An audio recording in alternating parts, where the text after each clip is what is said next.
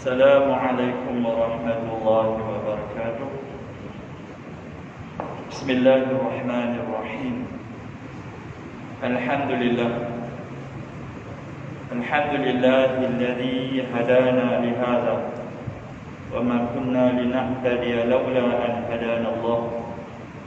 Salatan wa salaman ala nabiyyina al-karim sayyidina wa habibina وشفيعنا محمد بن عبد الله وعلى آله وصحبه ومن تبعهم بإحسان إلى يوم الدين. سبحانك لا علم لنا إلا ما علمتنا إنك أنت العليم الحكيم ولا حول ولا قوة إلا بالله العلي العظيم. أما بعد، قال المؤلف رحمه الله تعالى ونفعنا بعلومه وبركاته في الدارين آمين. Alhamdulillah, tuan-tuan dan puan muslimin dan muslimat rahimahullah. Disyukur kehadrat Allah Subhanahu wa taala kita dapat sambung lagi untuk kali kedua dalam tempoh PKP ni. Jadi kita dapat memulakan semula kuliah kita. Baik, jadi kitab kita ni sungguh pun di bahagian akhir, tetapi dibicarakan mengenai perkara-perkara sam'iyah, perkara-perkara ghaib yang dikhabarkan kepada kita oleh Allah dan Rasul, yang mana wajib kita beriman. Karena Allah khabarkan kepada kita perkara ini sungguh Allah Ta'ala jadikan dia. Dan perkara yang diceritakan ini adalah perkara yang sebahagiannya adalah perkara yang akan datang, yang digambarkan terus kepada kita laluan mana yang akan kita sampai. Lebih-lebih lagi selepas daripada menuju ke alam akhirat, bermula daripada alam barzakh, alam kubur. Dan itulah sebenarnya kalau kita ingat sungguh-sungguhlah, Allah Ta'ala sediakan kepada kita ini adalah permulaannya jalan yang sangat jauh, yang sangat sukar, sangat susah, sangat mencabar, sangat menakutkan. Jadi bila kita ambil tahu perkara ini, supaya nampak jelas dalam diri kita ini ke mana yang akan kita pergi dia, dan apa keadaannya yang digambarkan oleh Allah dan Rasul. Jadi kita tahu di dunia menyebabkan kita sungguh-sungguh membuat persediaan supaya kita selamat. Kita termasuk golongan orang yang selamat. Itu yang penting. Yang mana kita tahu akhirnya kesudahan adalah antara syurga dan neraka. Tetapi sebelum itu lagi kita nak dapat gambaran apa yang Allah Ta'ala sediakan, Allah Ta'ala tetapkan atas seluruh umat manusia ini, kepada Nabi Adam AS sampai kepada manusia yang akhir nantinya, ya? Dan kita adalah di antara orang-orang manusia ini, mana kita pun tak terlepas. Baik, jadi minggu yang lalu kita sebut tentang sirat, titian sirat yang semua akan lalu, ya? Baik, itu pun kalau kita gambarkan sangat mengerikan, menakutkan, mendebarkan, tak tahu nak apa. Jadi kalau Allah Ta'ala buka lagi mata hati kita, itu dia tergambar sungguh keadaan ketika itu apabila kita betul-betul berada di titian. Baik, habis dah bicara. Jadi sambungannya malam ni, apa lagi yang wajib kita tahu dan kita beriman? Bahawa sekalian orang mukmin akan meminum air daripada haud. Yang ni apa dia haud ni? Kolam. Kita kata kolam. Kolam ni atau haud Nabi kita Muhammad sallallahu alaihi wasallam. Dalam kitab ni kita ringkas disebut macam tu. Kita kena beriman, percaya bahawasanya adanya kolam Nabi. Baik, jadi kita kena tengok daripada kitab lain apa dia kolam. Di dunia kita tahu kan kolam ni air. Ada air. Baik, saya ambil sikit huraian lebihnya daripada kitab Jawharut Tauhid. Lalu dia kata apa? Percaya kita dengan telaga Nabi. Dengan sebut telaga.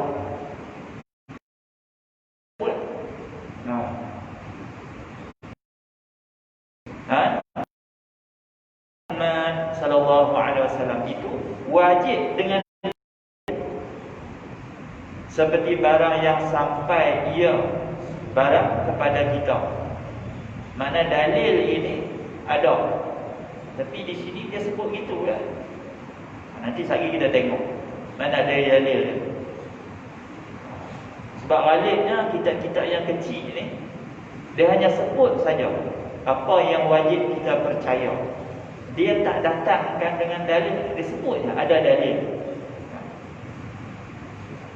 Yang ni barang yang sampai ia kepada kita dalam syurga dan sampai beberapa manusia kerana minum yang menyempurnakan mereka itu dengan janjinya kepada Allah Ta'ala dan Rasulnya, dan kau kata telah ditolakkan sekalian orang yang kafir yang diwajib atas tiap-tiap mukallaf itu mengiktikadkan bahawasanya Rasulullah sallallahu alaihi wasallam mempunyai telaga yang bernama Kausar. Telaga Kausar atau kolam Kausar. Baik, jadi orang kafir tak percaya. Bahkan ada pula golongan yang sesat. Dalam kitab-kitab lama ni, golongan sesat yang selalu disebut ialah kaum Mu'tazilah. Orang Mu'tazilah tak percaya. Sungguh Mu'tazilah ni satu kelompok dalam Islam, tetapi mereka ni ahli bid'ah. Ahli bid'ah ni ahli yang sesat. Tetapi cara umumnya kita kata Mu'tazilah ni tidaklah kita kata mereka kafir. Maknanya rupanya kalau orang yang engkarkan telaga Kausar ini tak sampai jadi kafir. Pasal apa? Dalilnya dia jadi zanni, dia tak jadi hadis, tak sampai martabat mutawatir. Tetapi oleh kerana hadis-hadis riwayat yang datang mengenai telaga Kausar ini terlalu banyak, sehingga ulama-ulama sunnah wal jamaah meletakkan dia dalam perkara yang wajib diimani, wajib percaya. Tapi kalau engkar tak pula, kita nak letak sampai kafir. Baik. Jadi telaga ni dia kata menjadi tempat minum segala umatnya sallallahu alaihi wasallam. Umat Nabi Muhammad sallallahu alaihi wasallam ini, umat dia akan datang ke telaga tu nanti di akhirat nanti, maka akan minum. Dan tadinya dalam kitab asal yang kita baca tadi, kitab Faridah yang kita baca, dia kata siapa yang nak minum tu? Orang-orang yang beriman, orang mukmin. Maknanya orang-orang kafir tentulah tak boleh minum. Orang-orang yang ahli bid'ah, yang sesat, yang mana mereka ni orang munafik ni, kalau munafik yang benar-benar ni mereka sama-sama dengan orang kafir dalam neraka. Mereka ni juga tak boleh minum. Jadi kita bersungguh-sungguhlah, mudah-mudahan di akhirat nanti kita dalam golongan orang mukmin. Baik. Jadi orang mukmin akan dapat minum bila mai di telaga ni, dapat boleh minum. Baik. Yang dikatakan bila minum saja daripada air ni, yang dikata disifatkan air ni terlebih putih daripada laban, lebih putih daripada susu. Maknanya bersih, elok sungguh lah. Dan terlebih harum daripada kasturi, wangi dia. Air ni pun dia penyedap dia. Bila wangi, sedap pun jadi sedap ayam. Jadi terlebih harum daripada bau kasturi. Dan barang siapa minum ia sekali minum je daripada air Kausar, telaga Kausar ini, maka tiada dahaga ia selama-lamanya. Tak dahaga. Jadi maknanya lepas tu, sedangkan di sini bila ada yang membahaskan telaga Kausar ni terletaknya di mana, maka khilaf ulama pada menetapkan masa bila orang minum ni. Bahkan ada kata masa nak masuk syurga. Ada yang kata di mauqif, di padang mahsyar, sebelum dihisab. Ada yang kata selepas dihisab. Jadi tak kira lah. Yang muktamadnya dia kata kita tawakuf, kita tak bicara masa bila, tetapi adanya telaga ni kita percaya. Yang mana orang mukmin akan datang, dia akan dapat minum. Bila minum, hilang dahaga. Jadi ada yang mengatakan bila di padang mahsyar tu, orang mukmin bila dia dapat jumpa Nabi, mendapat syafaat Nabi, antaranya mereka akan dapat minum di telaga Kausar, hilang dahaga. Dan kemudian dihisab. Jadi orang mukmin ni akan mudah hisab dia. Jadi hilang dahaga. Sedangkan sebelum tu azabnya apa? Sangat-sangat dahaga di padang mahsyar, yang sebahagiannya dalam kehausan, dengan panasnya kan, dan berbagai kesusahan di padang mahsyar. Jadi bila minum habis hilang. Jadi lega lah kita katakan. Macam kita lalu tempat mana-mana yang panas, terik, lapar, ayak dahaga. Minum terlega. Dan ini bila minum ni habis, tak dahaga dah selama-lamanya. Bermakna mereka ni orang yang ahli sa'adah, ahli yang bahagia. Jadi maknanya kalau minum lepas tu macam mana? Minumnya sebagai minum nikmat. Bukan tak minum dah. Sebab nantinya ahli syurga ni dengan pelbagai macam jenis-jenis minuman. Jadi minum tu macam mana? Minum kerana berlazat-lazat. Minumlah banyak mana pun bersedap-sedap dengan nikmat air. Nanya tak ada jadi kembung minum banyak tak. Minumlah banyak-banyak. Duk tak puas-puas tu kerana sedap. Kita di dunia ni kalau air sedap macam mana pun dekat sebelah lah. Kalau hak kaki minum sejak boleh habis, lepas tu tak boleh biar. Di syurga minumlah sehabis-habis minum. Duk sedap tu lah. No? Baik. Jadi itu tentang telaga ni. Baik. Sebenarnya daripada satu segi telaga Kausar ni warid datang dengan kalam kataan Nabi ya. Banyak jalan dia. Bahkan di sini saya ambil kitab lain pula, dia kata inna likulli nabiyyin hawdan yashrabu huwa wa ummatuhu minhu ba'da al-mawqif. Dia kata bagi tiap-tiap nabi itu ada haud. Maka di sini diterangkan pula sebenarnya kolam atau telaga ni semua nabi-nabi yang dulu Allah Ta'ala jadikan ada pada mereka ni telaga masing-masing. Maka umat dia masing-masing akan datang minum di telaga. Apa dia isyarat dia di sini? Menunjukkan satu kurniaan kemuliaan pada tiap-tiap nabi itu. Mana nabi ni akan datang minum, dan masing-masing tiap-tiap nabi itu akan minum daripada telaga itu ba'dal mawqif, lepas daripada di padang mahsyar. Wa qabla dukhulil jannah, dan sebelum masuk syurga. Mana orang minum ni akan masuk dalam syurga. Maknanya itu pun dah seronok lah. Dah rasa gembira dah, nampak dah perjalanan. Tak masuk syurga lagi, tapi dah tahu dah. Kan bayangan gambarannya orang di perjalanan ni jauh, nak sampai ke akhir perjudah masuk syurga, tapi dah nampak dah tanda-tanda. Wali nabiyina haudun kadzalika. Lalu dia kata sini, dan bagi nabi kita Muhammad sallallahu alaihi wasallam begitu juga ada haudnya, ada telaga atau kolamnya.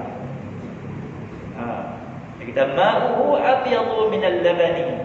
Air haud kolam ni lebih putih daripada laban, di mana kita baca tadilah. Ini lagi tak lain dia sebut kita ya. Wa ahla minal asal, dan lebih manis daripada madu. Wa atyabu minal misk, dan lebih wangi, lebih harum daripada kasturi. Man syariba minhu syurbatan la yazma'u ba'daha abada. Barang siapa yang minum daripada haud telaga tadi, dan satu minuman, dia tidak akan dahaga selepas daripada minum tu selama-lamanya. Baik. Antaranya lagi yang disebut tentang haud ini, keadaan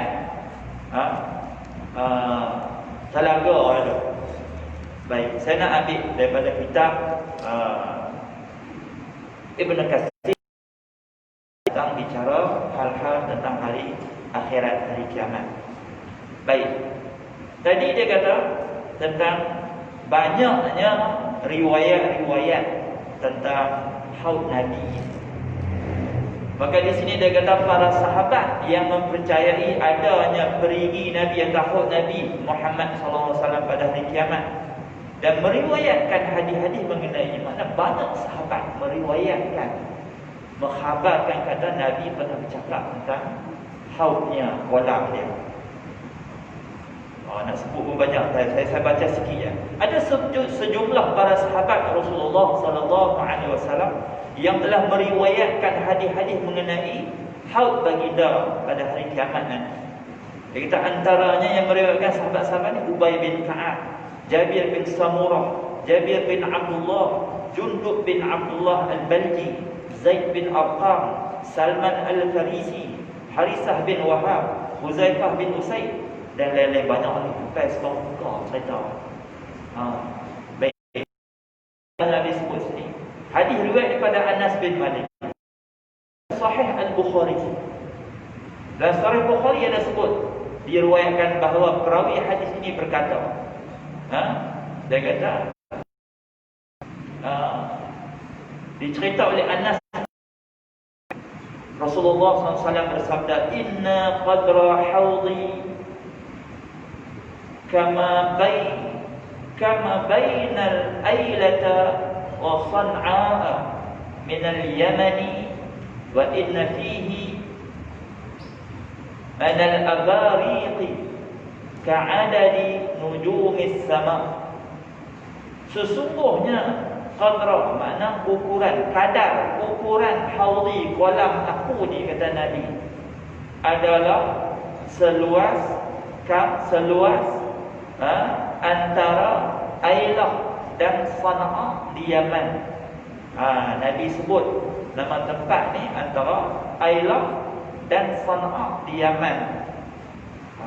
Dah pun tak tahu Ailah ni dekat mana. Tapi Sana'a, masya-Allah, di Yaman. Dan wa inna fi, dan sungguhnya padanya pada haud itu ada abarik, bekas-bekas air.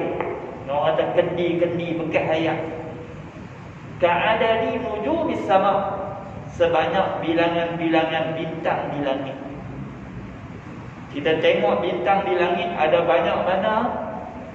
bintang-bintang berbilion-bilion bintang. Kalau kita nak kira lah ni kita boleh, sebab dia alam musyahadah bintang. Boleh diteropong nampak semua bintang ni banyak.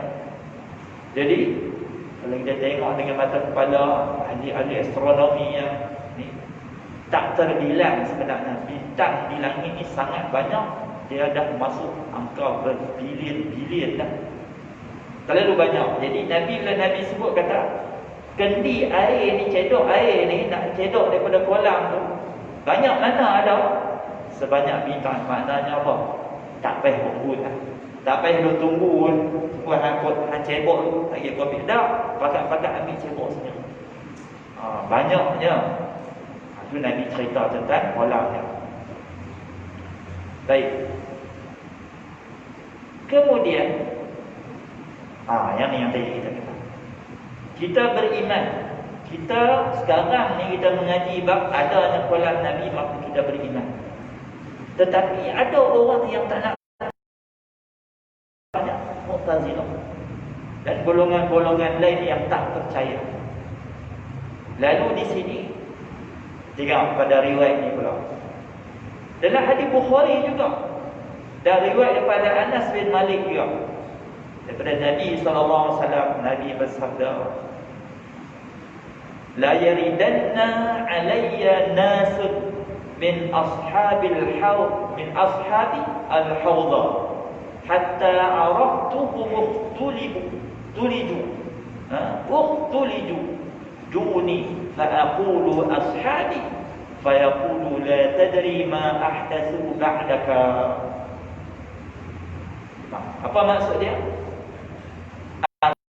Akan ditolak sejumlah orang atas aku ni, sejumlah manusia daripada sahabat-sahabatku, daripada perigi aku ini. Akan ada di pakai Nabi kata sahabat-sahabatku tak dibenarkan untuk menghampiri kolam, mana mereka tak dapat minum. Bila di akhirat ni antara petugas-petugas adalah kalangan malaikat-malaikat yang jaga. Jadi ada kalangan yang ikut hadis ni, Nabi kata sahabat-sahabat, sehingga ketika aku melihat mereka, aku kenal mereka, araftu, aku kenal mereka. Mereka melambai-lambaikan tangan kepadaku, maka aku pun berkata, aku ashabi, kamu sahabat-sahabat aku. Sebab Nabi kenal mana zaman dia, Nabi kenal. Tetapi kemudian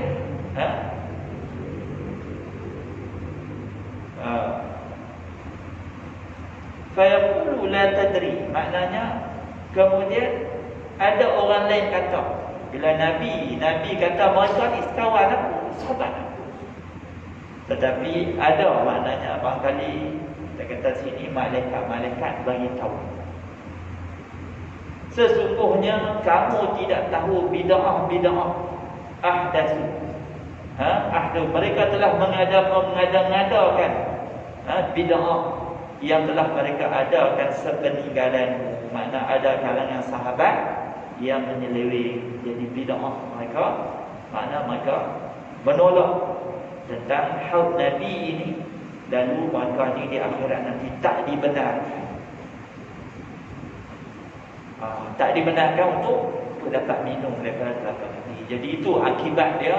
Antaranya orang-orang yang kalau dia tak percaya tentang haud kolam Nabi ini, dia termasuk golongan ahli bid'ah yang sesat, yang dengan sebab dia tak percaya tu, dia tidak dapat minum daripada telaga Nabi. Dan bila orang-orang ni kita kata sekurang-kurangnya mereka berdosa, lalu apakah balasan pada orang yang berdosa? Maknanya mereka akan dicampakkan ke dalam api neraka. Jadi soal iman tak iman, Allah Ta'ala nak kekal ke apa kita tak tahu, tapi di sini dinyatakan tak boleh mereka ni dihalang. Bayangkan.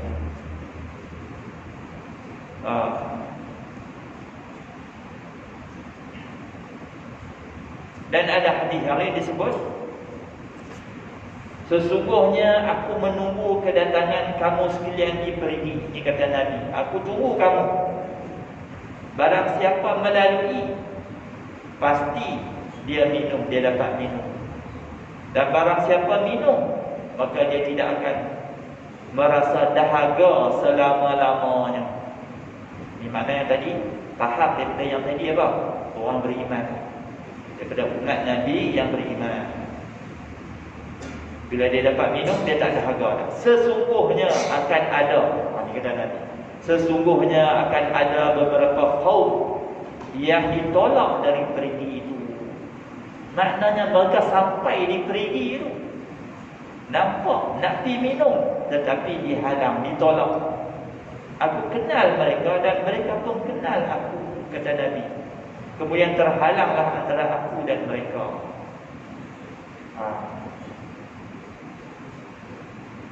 Baik. Begitu jugalah dihuraikan kan, maknanya lepas daripada Rasulullah wafat, maka mereka ni sahabat-sahabat Nabi yang telah melakukan perkara-perkara bid'ah, kesalahan-kesalahan yang menyebabkan mereka menyimpang, menyeleweng. Dan akibatnya di sini ialah mereka ni ditegur daripada dapat minum daripada haud Nabi. Makna mereka ni orang yang nanti menyesal di akhirat nanti. Baik, ada banyak lagi riwayat, mungkin saya ambil satu dua je.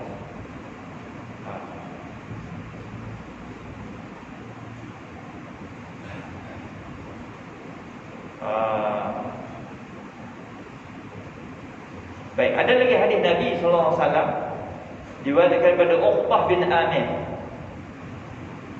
Ini Rasulullah SAW pada satu hari muncul lalu mendoakan para syuhada Uhud,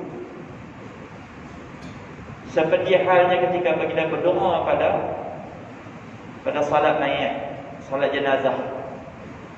Bila pergi lalu naik mimbar dan bersabda,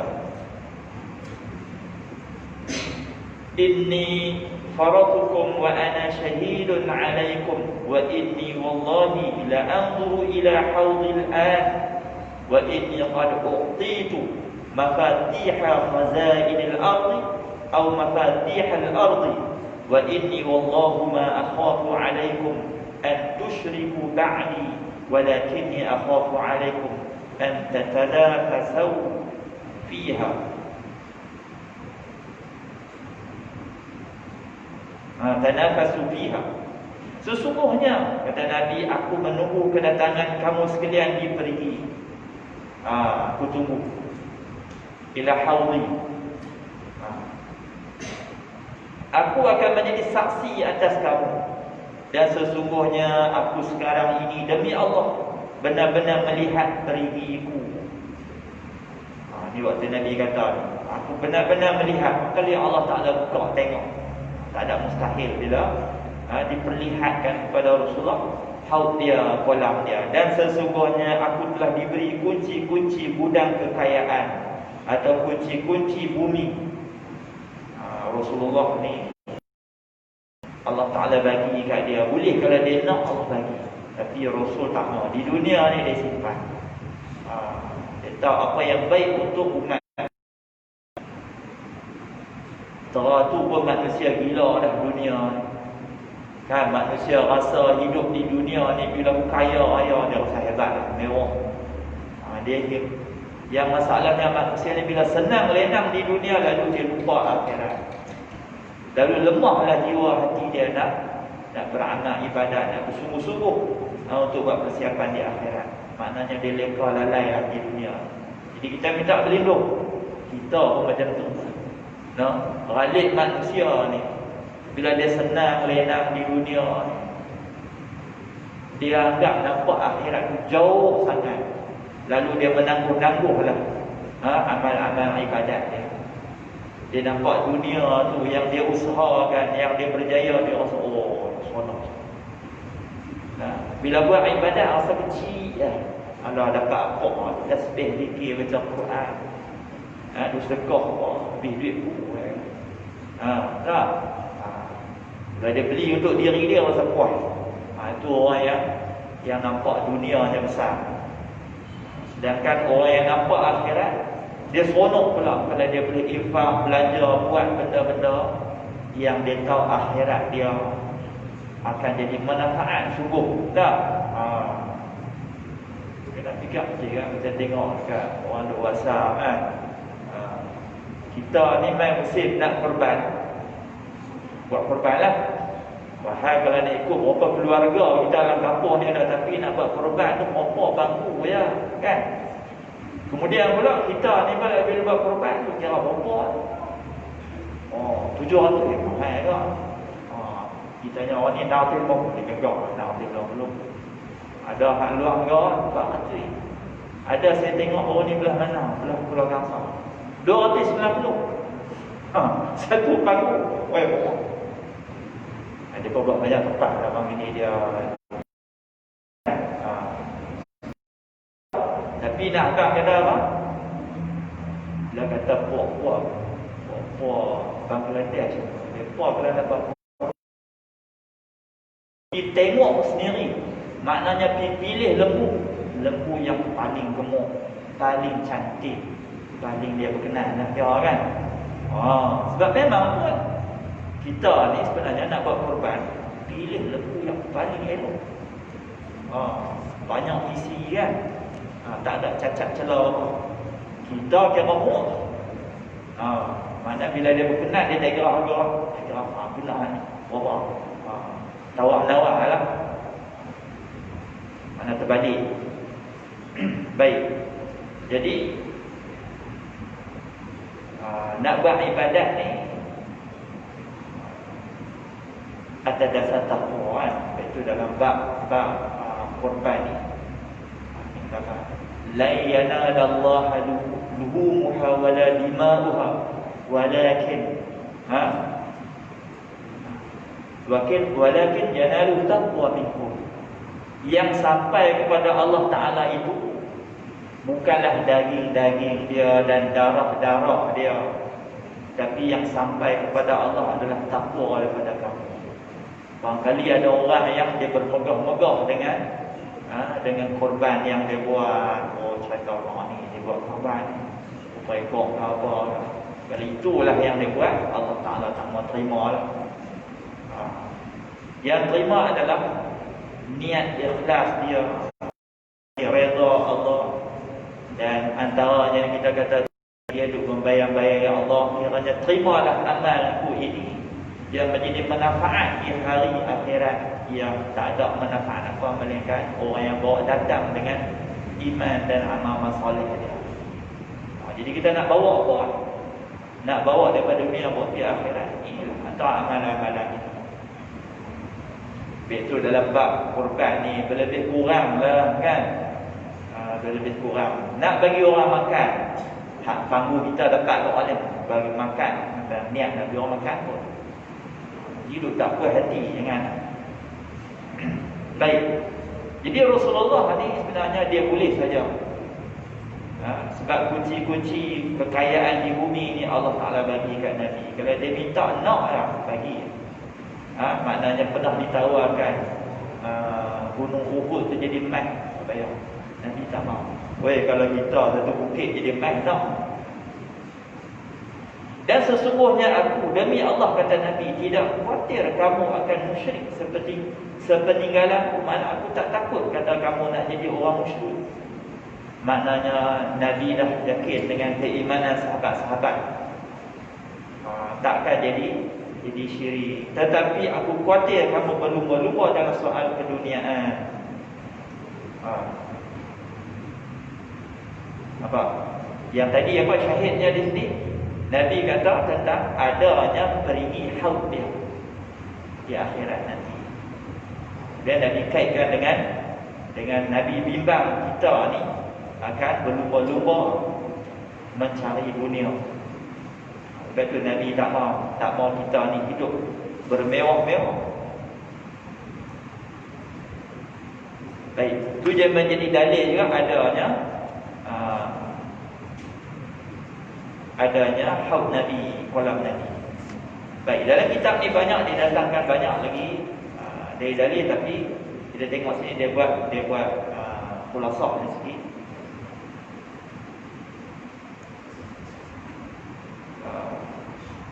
Dan Al-Alamah Abu Abdillah Al-Qurtubi, Imam Qurtubi menyatakan bahawa adanya haud perigi sebelum mizan. Ikut Imam Qurtubi, dia kata letaknya haud ni sebelum ditimbang amalan. Ni pandangan dia lah. Diperselisihkan, ada orang pertikaikan. Menurut Abul Hasan Al-Qabisi yang benar perigi itu sebelum mizan. Dia kata betul sebelum mizan. Baik. Jadi menurut logik dia kata seharusnya memang demikian. Patutnya demikian. Sebab dia kata kerana manusia ketika bangun daripada kubur mereka dalam keadaan kehausan, dahaga. Sebagaimana diterangkan di atas. Manusia keadaan tadi kita dah kata mata panas atau dahaga. Jadi sebelum ditimbang tu dibagi minum. Oleh kerana itu patutlah kalau perigi didahulukan sebelum mizan dan sirat. Sebelum lintas titik sirat tu ada haud. Ini ya ada. Tetapi yang kita baca dalam kitab Jawharat Tauhid dia kata yang muktamadnya kita tak baca. Ada ulama sebut pendapat dia gitu. Tak apa. Sementara itu Imam Al-Ghazali rahimahullah dalam kitabnya Ilmu Kashfil Akhirah mengatakan para pengarang kitab dari sebahagian ulama salaf beriwayatkan perigi itu akan didatangi setelah melalui sirat. Ada pula pendapat kata lepas lintas titik sirat ada haud. Tapi dia kata ini merupakan kekeliruan. Al-Qurtubi mengatakan yang benar seperti dikatakan hadisi, maknanya lepas sebelum nak timbang. Selanjutnya dia sebutkan hadis tentang ditolaknya orang-orang yang murtad untuk mendekati perigi. Orang murtad dia tak dapat nak minum, nak dekat pun tak boleh.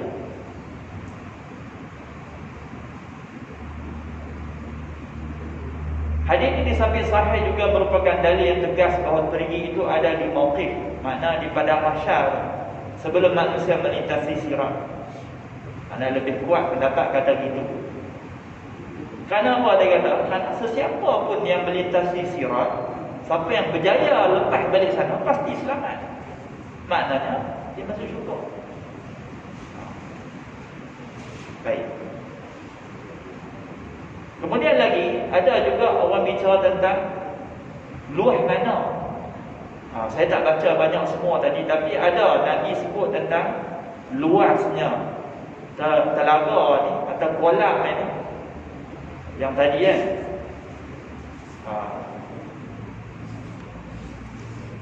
disebut daripada Ailah kepada sampai Sana'a. Ada disebut tempat yang lain-lain pula. Baik, saya terus nak baca pada kesimpulan. Dia kata Nabi sebut ni tentang ukuran panjang lebar ni dengan berbeza-beza. Sebab hadis ni Nabi sebut pada masa-masa yang berbeza, pada sahabat-sahabat yang berbeza. Kemudian Nabi sebut pula ukuran dan dia buat perbandingan dengan tempat-tempat di dunia yang orang tahu. Lalu dia kata perkara tersebut disebabkan, Nabi sebut macam tu, disebabkan oleh orang baginda, orang yang baginda bicara ni berbeza-beza orang. Jadi agaknya baginda mengukur perigi itu dengan membandingkan dengan tempat-tempat yang diketahui oleh orang yang Nabi cakap. Kan? Kalau Nabi cakap orang tu tempat tu orang tak tahu, dia nak dapat gambaran macam. Sebab tu Nabi sebut ikut orang yang Nabi sampaikan. Jadi orang ni sebut nama tempat lain, orang ni sebut nama tempat yang lain. Jadi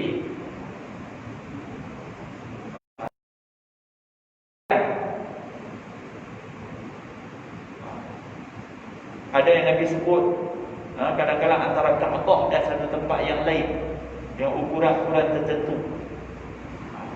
Jadi ada orang kata, jadi hadis ni dah jadi hadis yang mana jadi tak konsisten saat sebutnya, macam dia pertikaikan hadis tu betul tak betul.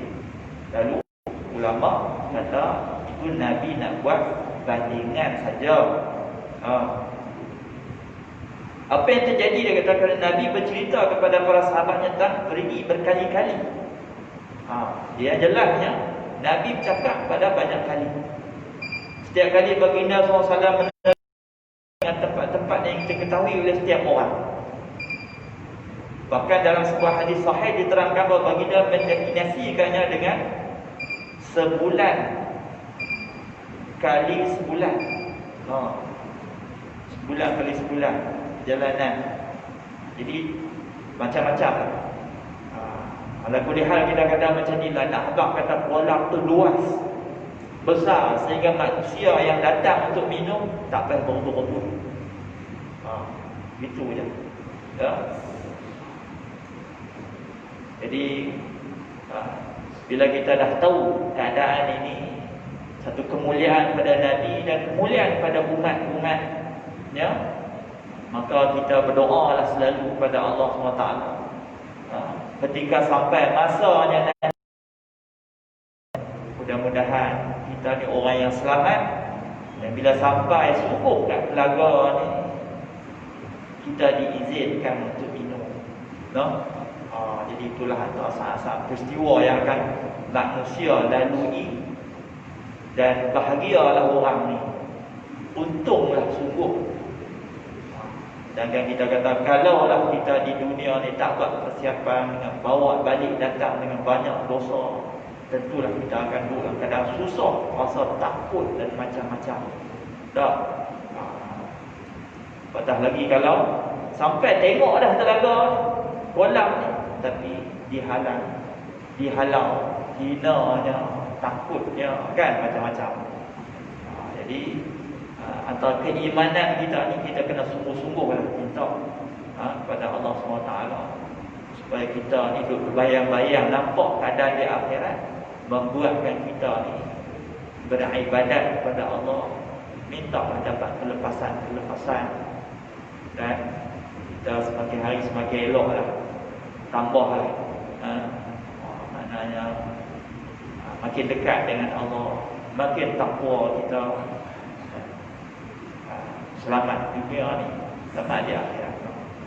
Walaupun tak ada satu jaminan apa pun.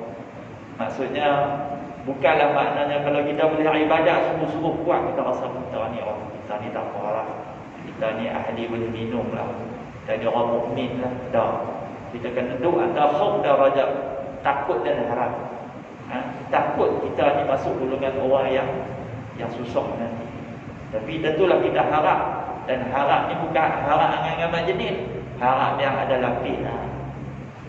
Harap yang kita sungguh. Maksudnya kalau orang yang buat dosa, ada satu hadis yang lain. Nanti kalau kita baca bab hisab, walaupun kita dah sebut dulu, tapi ada saya jumpa satu hadis tentang baiklah saya baca apa dah ni ada tuan. Orang yang nanti dia hisab, sebab kita nak tahu keputusan kita nantinya di akhirat adalah hisab. Yang haud ni makna orang yang bila dah ada tanda-tanda ahli sa'adah, orang dapat kelepasan. Di sini dia kata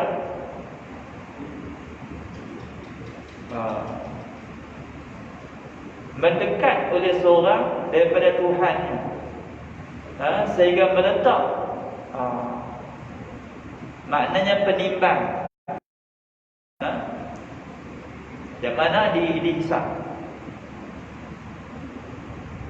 Kemudian bila dihisab, fayaqulu kada wa kada, ni Allah Ta'ala tanya, adakah kamu pernah buat macam ni? Tunjuk ni, tunjuk bila hisab, tunjuk amalan kita di dunia. Lalu Allah tanya, adakah kamu buat yang ni, perkara ni? Fayaqulu na'am.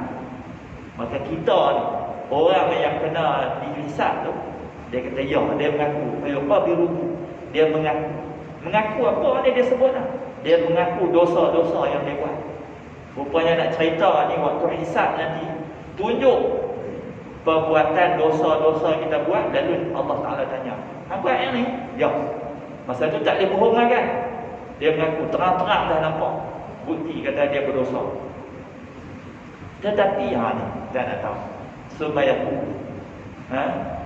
Sumayakullah kata Allah Taala kata, inni satartu 'alaika fid dunya. Sesungguhnya aku kata Allah, aku tutupkan atas engkau di dunia. Engkau buat dosa tu orang tak tahu. Orang lain tak tahu kamu buat dosa. Maknanya Allah tak aibkanlah. Kita ni ada dosa kan, tapi Allah Ta'ala tutup. Tak nampak buruk sangat lah. Tapi cara umumnya kita beritahu kita ni banyak dosa. Dosa hati kita, dosa mata, mulut kita cakap ada dosa. Banyak dosa. Tapi Allah tak buka nampak buruk depan kata orang. Kemudian lalu bila Allah Ta'ala tutup di dunia dulu, sedangkan kita buat dosa tapi orang tak perasan atau orang tak tahu, lalu Allah Ta'ala kata wa ana aghfiruha lakal yawm. Aku kata Allah, aku ampunkan semua dosa-dosa itu bagi engkau pada hari ini. Hari apa? Hari hisab. Kemudian yu'ti sahifata hasanati. Allah Ta'ala berikan sahifah kebaikan-kebaikan dia pula. Tadi Allah Ta'ala tunjuk hak buku catatan, hak tulis dosa-dosa tu. Kita nak takut tiba-tiba Allah Ta'ala kata Allah ampun. Kita tentulah nak macam tu kan. Allah Ta'ala bagi kebaikan, lega sungguh hati.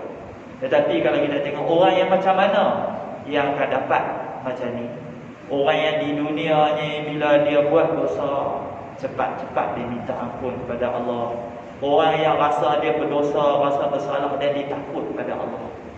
Dan tentulah di sana berbeza dengan orang buat dosa juga, tapi dia tak tahu. Tak dunia lagi buat, tak rasa takut. Yang ni kita tak tahu. Tapi tentulah berbeza orang yang selalu duduk, dia dah terlanjur, dah buat dosa, dia duduk mengaku di dunia ni, mengaku dia banyak buat dosa, dia bertaubat selalu, dia sangat-sangat mengharapkan Allah Ta'ala ampun dosa, lebih-lebih lagi dia duduk bayang di akhirat kan, waktu hisab, ya Allah ampunkan dosa, ampunkan dosa. Pendek kata dosa ni memang ada, cuma Allah nak ampun tak ampun. Jadi kita nak sangat Allah Ta'ala ampun. Jadi itulah kita nak bezakan orang yang di dunia yang sombong, yang takabur, yang lebih dosa yang tak heran. Tentulah beza dengan orang yang walaupun dia buat dosa, dia sentiasa takut pada Allah, dia minta ampun selalu tiap-tiap hari, dan dia tak lupa hari hisab nanti. Jadi kata Allah Alam, walaupun sikit je dalam bab haud ni, tapi rupanya bila kita tengok ulama kaji ni, perbahasan dia panjang. Bismillahirrahmanirrahim. Alhamdulillahirabbil alamin, wassalatu wassalamu ala sayyidina محمد وعلى آله وصحبه أجمعين. اللهم أرنا الحق حقا وارزقنا اتباعه، وأرنا الباطل باطلا وارزقنا اجتنابه. اللهم اجعلنا جميعا من السعداء، وجعلنا جميعا من الجنة.